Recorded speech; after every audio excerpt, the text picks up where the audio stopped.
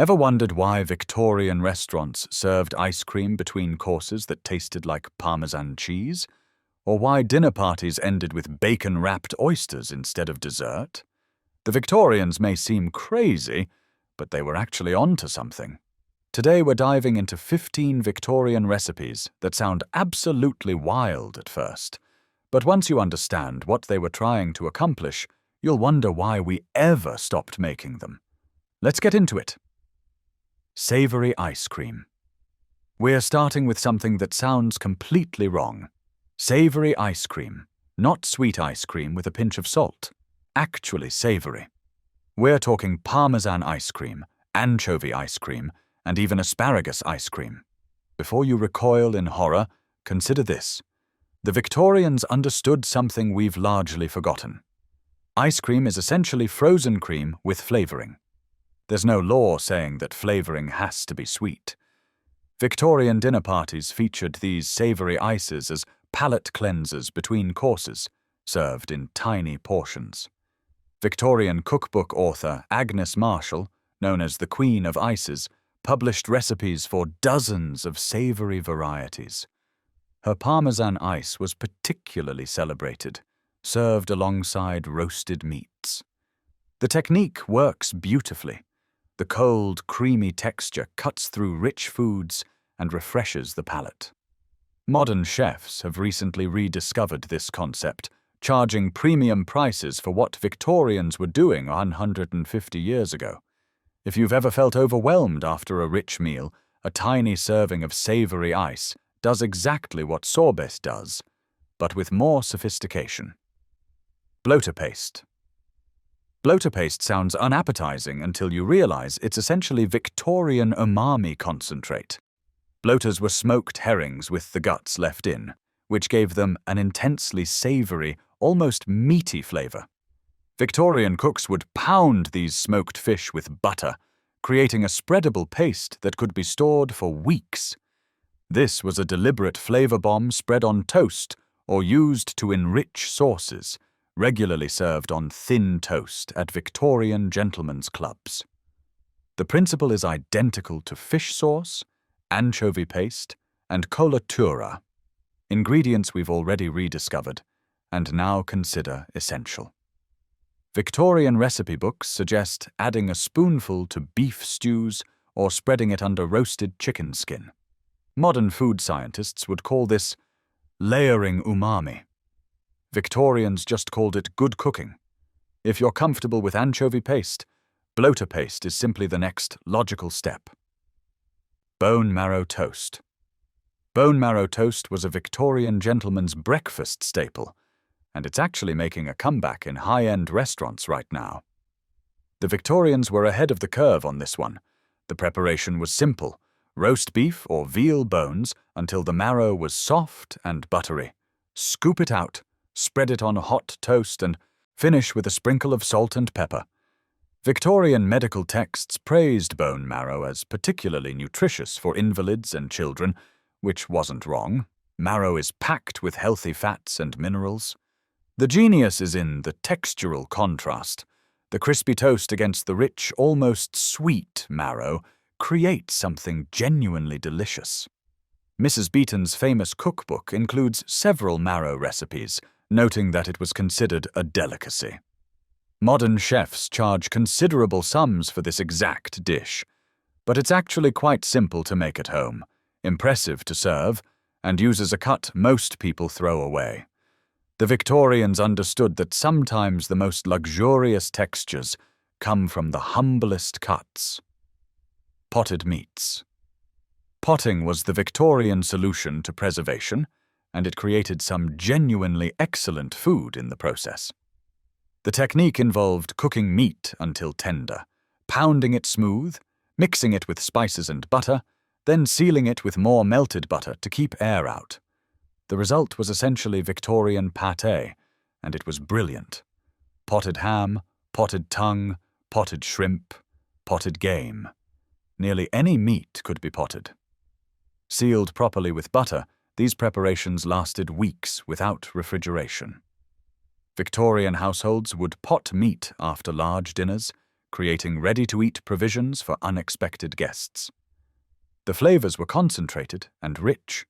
A small pot of potted shrimp spread on toast could serve as a quick lunch or elegant appetizer. Victorian recipe collections include dozens of variations, each with different spice combinations. The technique is practical, uses leftovers brilliantly, and creates something that tastes far better than the sum of its parts.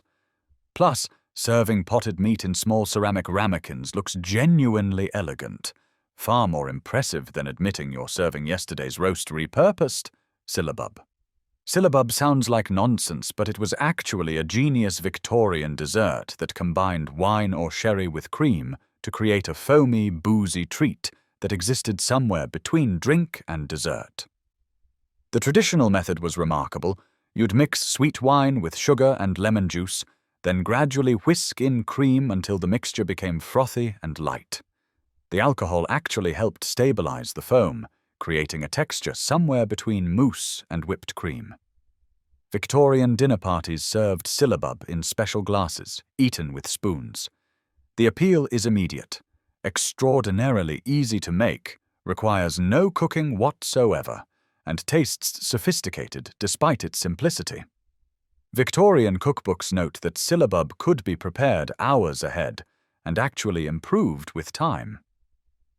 The wine and lemon cut through the richness of the cream, creating something refreshing rather than heavy. Modern desserts often try to achieve this balance with complicated techniques. Syllabub does it naturally. Devilled kidneys. Devilled kidneys were a Victorian breakfast staple, particularly among the upper classes, and they represent everything we've lost about eating organs. Before you skip ahead, hear me out. The deviling process involved coating kidney pieces in a spicy, mustardy sauce, then quickly grilling or pan-frying them. The high heat and aggressive seasoning tamed any strong flavors while creating a crispy exterior. Victorian breakfast tables regularly featured devilled kidneys alongside eggs and toast. Kidneys are incredibly nutritious and ridiculously cheap because most people won't buy them. The deviling technique actually works. Those bold flavors make organ meat accessible even to squeamish eaters. Victorian cookbooks note that kidneys must be cooked quickly over high heat. Advice modern chefs confirm prevents that rubbery texture. This is sustainable eating at its finest, using parts of animals that would otherwise be wasted. Victorian breakfast was apparently far more interesting than our cereal and coffee routine. Brown bread ice cream. Brown bread ice cream sounds like someone ran out of proper ingredients, but it's actually a legitimate Victorian delicacy that tastes remarkable. The technique involved toasting breadcrumbs with sugar until caramelized, then folding them into frozen cream. The result had a texture and flavor profile that's hard to describe.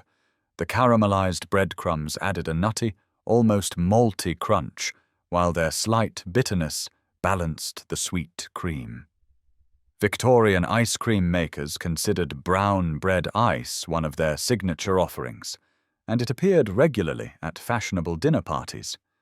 The dish is genuinely delicious and uses stale bread productively.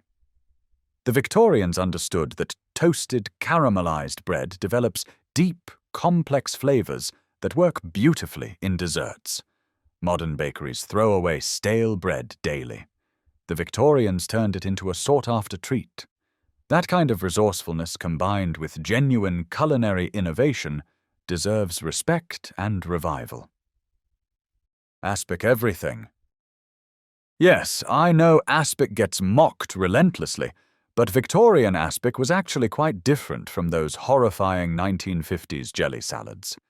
Victorian aspic was primarily used for preserving expensive meats and creating elegant presentations. Aspic is essentially clarified meat stock with enough gelatin to set firm. Victorian cooks would poach expensive items like whole salmon, chicken, or tongue, then coat them in aspic. This created an airtight seal that preserved the meat for days while keeping it moist. The aspic itself was meant to be flavorful. A well-made meat jelly should taste rich and savoury. Properly made aspic is actually delicious, and it's the original make-ahead party food.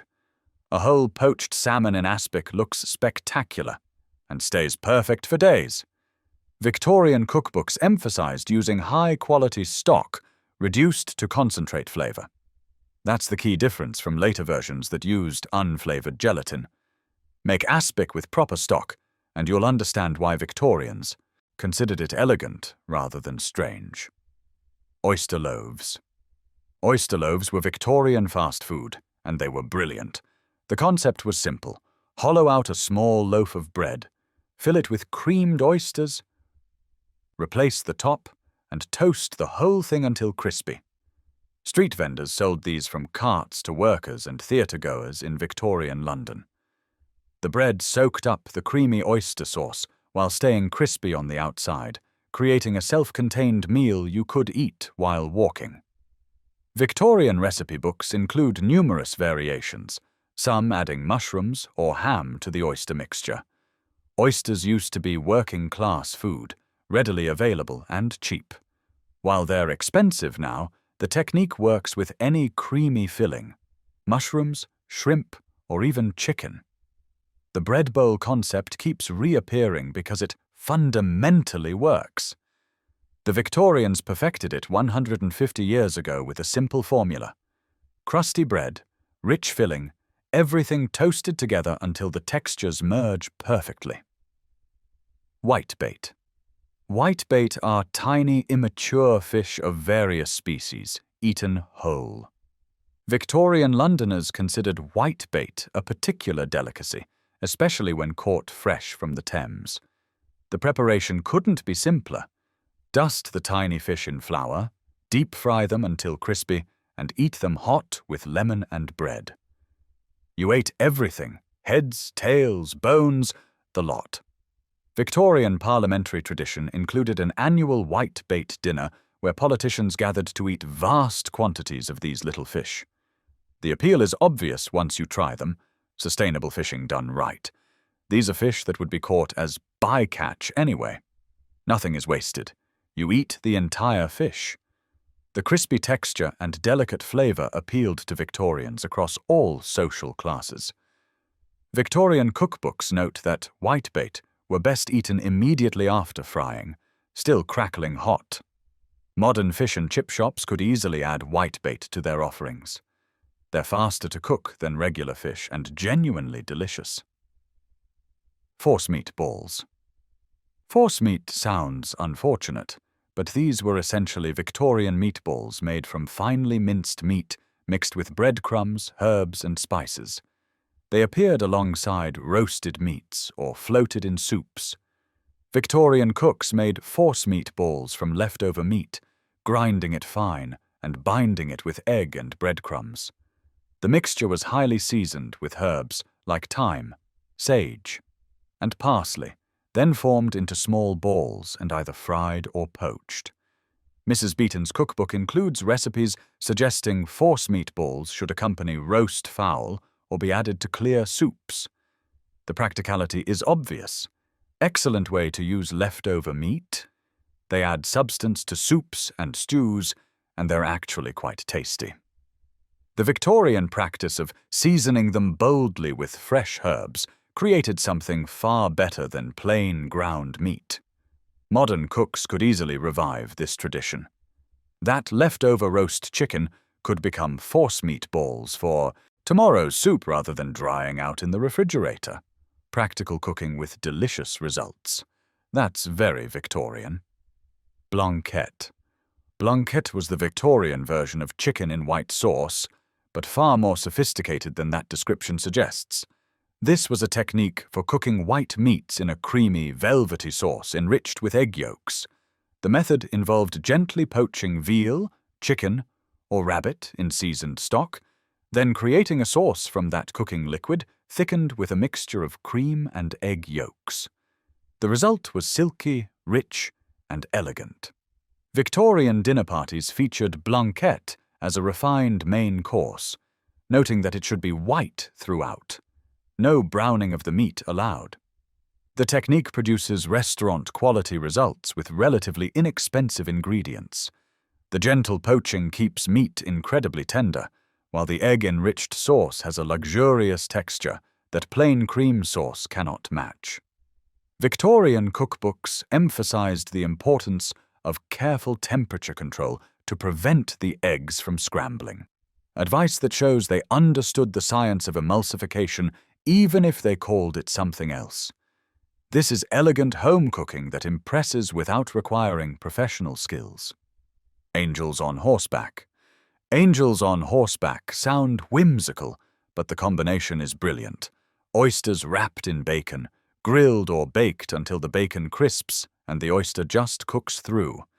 Victorian dinner parties served these as savouries, small, intensely flavoured dishes eaten at the end of the meal after dessert, but before guests departed. The combination of briny oyster, smoky bacon, and often a squeeze of lemon created a perfect flavour bomb in one bite.